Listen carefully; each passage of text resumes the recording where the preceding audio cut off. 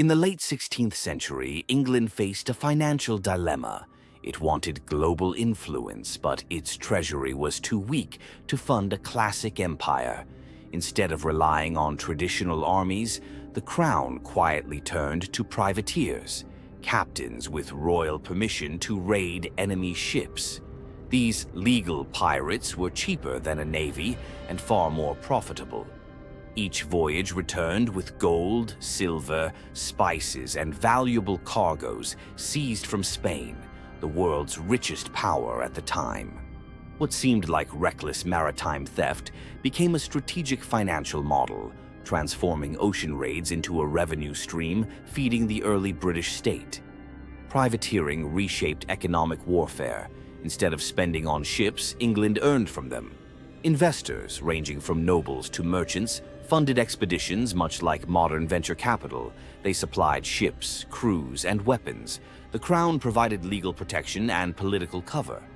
Profits were divided like dividends. After each mission, Spain's loss became England's gain.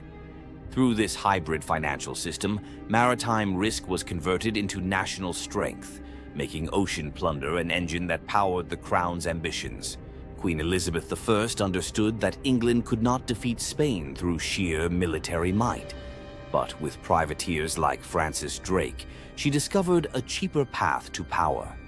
By allowing these captains to strike Spanish treasure fleets, she forced Spain to spend enormous sums on defense, weakening its empire. Meanwhile, England grew richer without declaring full-scale war. It was an economic chess match, and Elizabeth played it with precision. What began as opportunistic piracy slowly turned into a government-backed economic program. The crown standardized licenses, enforced rules, and kept a portion of every captured ship's value. This system was so organized that it resembled an early form of state capitalism. England wasn't just tolerating piracy, it was managing it, optimizing it, and profiting from it. By structuring chaos, the crown created a predictable income source. Backed by investors, privateering voyages worked like business startups. High risk, high reward. Investors built consortia, shared risk, and calculated expected returns. A single successful raid could multiply capital tenfold. These financial structures later influenced the creation of companies like the East India Company. In other words, piracy profits laid the groundwork for global corporate expansion. As England enriched itself, Spain bled wealth. Continuous attacks forced Spain to pour silver into shipbuilding, escorts, and fortifications. Inflation soared. Treasure fleets shrank. The empire's financial core began to crack.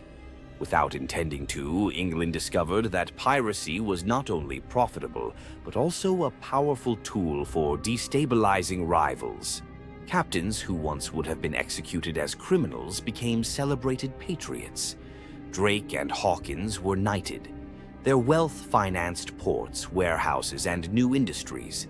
These privateers shaped England's maritime identity: bold, opportunistic, commercially driven.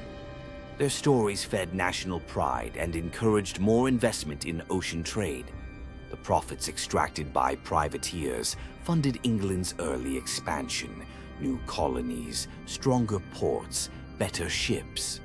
What the treasury could not afford, piracy paid for. This unconventional financing model accelerated the growth of English influence across the Atlantic. Empire building was no longer just political. It was economic energy. England mastered a paradox: controlled lawlessness.